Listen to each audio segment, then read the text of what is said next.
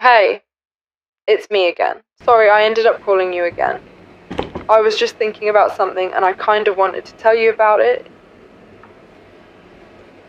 You ever think about how there's probably never going to be a day when everyone in the world is happy? Like, genuinely. Because happiness only seems to exist when there's something to compare it to. I mean, happiness isn't really a feeling, is it? Feeling happy is a feeling. Feeling safe is a feeling. Feeling fulfilled is a feeling, but calling yourself happy, that's a judgment. It's something you decide after the fact. And the weird thing is, you can't really judge anything without comparison. You only realize that what feels normal to you isn't actually normal when you come across something that isn't.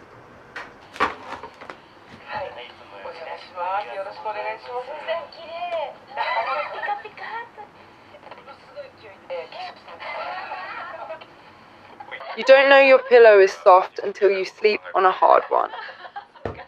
You don't realize how good the water back home is until you drink terrible tap water somewhere else. You don't know how good fresh coffee tastes until you've had the cheap stuff. You don't know you're a bad pianist until you hear someone incredible play. That's just how recognition works. You notice things through contrast, and happiness works the same way. People say things like, I'm lucky to live in Japan. Compared to a lot of countries, it's safe.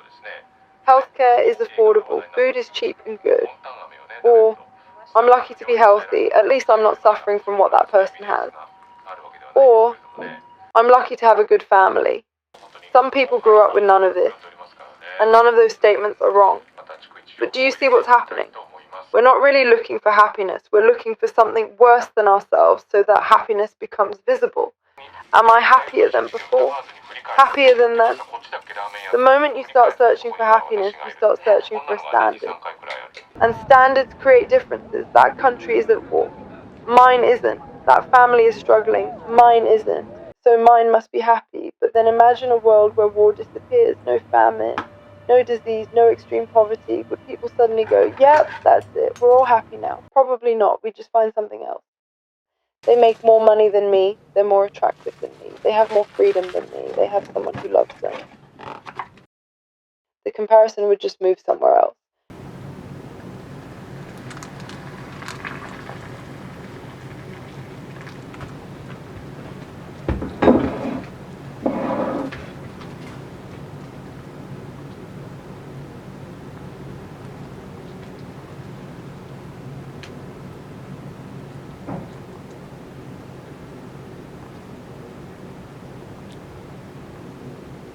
So maybe happiness isn't born from unhappiness exactly. Maybe it's born from difference itself. The real issue isn't suffering, it's that humans understand the world through comparison. And obviously that doesn't mean suffering is good. It may be true that not living through war is a kind of happiness, but that doesn't mean people lose the right to complain about everything else. And honestly, when people say, there are people who have it worse, so be grateful, I always kind of want to ask, who made you the referee?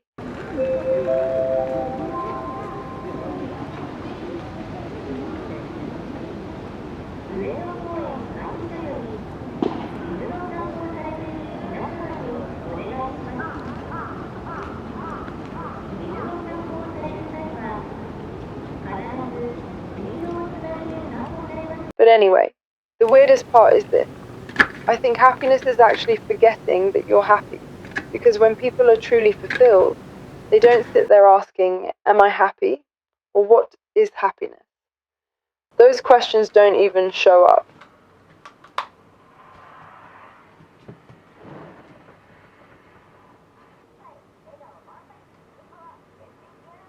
Maybe universal happiness isn't impossible because happiness is rare. Maybe it's impossible because the longer fulfillment lasts, the less visible it becomes.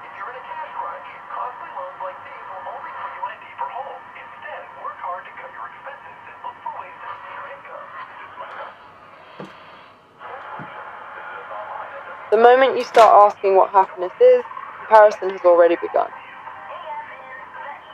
So in a strange way, part of why you can feel fortunate is because somewhere, someone else is unfortunate.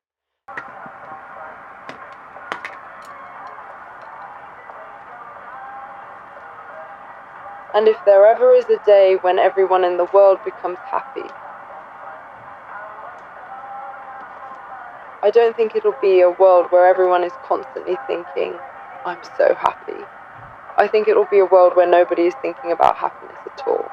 A world where nobody feels the need to measure themselves against anyone else. A world where happiness becomes so ordinary that it disappears. Anyway, thanks for listening. It's late. I should probably get some sleep. Good night.